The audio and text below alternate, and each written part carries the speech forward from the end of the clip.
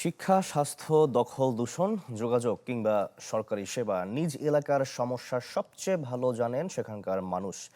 শুধু জানেনই না, এর সমাধান কোথায় আর সমাধান হলেও লাগবে কতদিন। স্থানীয়দের নানা ভোগান্তির চিত্রই আমরা তুলে ধরতে চাই, পৌঁছে দিতে চাই দায়িত্বশীলদের কাছে। দর্শক, আলোচনাতে কুমিল্লা থেকে যোগ দিয়েছেন সহকর্মী জাহিদুর রহমান। জাহিদ, আজ কুমিল্লার কোন এলাকার সমস্যার কথা জানাবেন এবং সাধারণ মানুষ কি সমাধান চায়?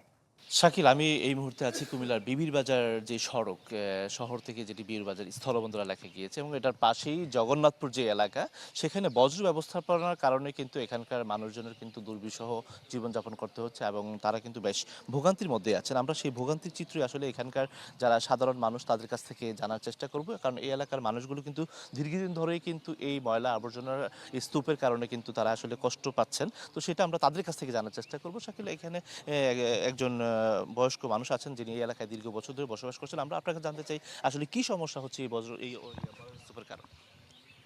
সমস্যা হচ্ছে আপনার এটার যে একটা দুর্ঘটনা আমরা আসা যাওয়া করতে পারি না। এরপর যে মানুষের একটু এই দুর্গন্ধায় অসুখ বিসুখ হইয়া যায়, বুঝছেন, এটা বলছি মানুষ বড় কষ্টতে আছে।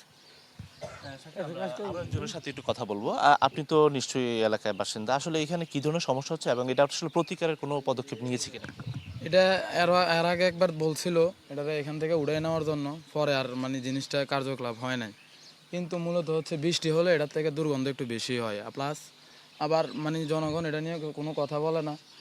এদিকে মানুষ চলাফেরা করতে পারে না, দুর্গন্ধের কারণে রোগ ব্যারাম ছড়ায়। তারপরে এই বিয়ে শাদির বিষয় হলেও এখান থেকে যদি কোনো একটা সম্বন্ধ আসলে পরে মানে তারা বলে যে ময়লার এদিকে বিয়ে দেবো না, মেয়েদের থাকবো কোথায়, এখানে মানে মেয়ে বসবাস করতে পারবে না দুর্গন্ধের কারণে, আমরা এখানে বিয়ে দেবো না, মানে ভালো ভালো জায়গা থেকে সম্বন্ধ আসলে ওইটাও ভেঙে যায়।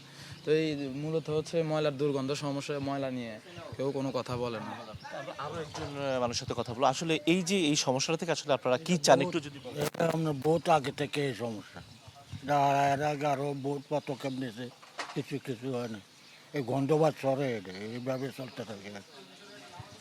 সর্বশেষ একজনের সাথে কথা বলবো। শাকিল, আসলে এই যে এই সমস্যাটা দেখছেন আপনারা আসলে কি ধরনের পরিত্রাণ চান এবং আসলে আপনার চাওয়াটা কি সরকারের কাছে একটু জানানো? আমাদের চাওয়া এটাই যে এটা নিয়ে যাক, তারপর এটা নিয়ে গেলে আমাদের অনেক ভালো হবে, কারণ এটা থেকে অনেক গন্ধ হয়।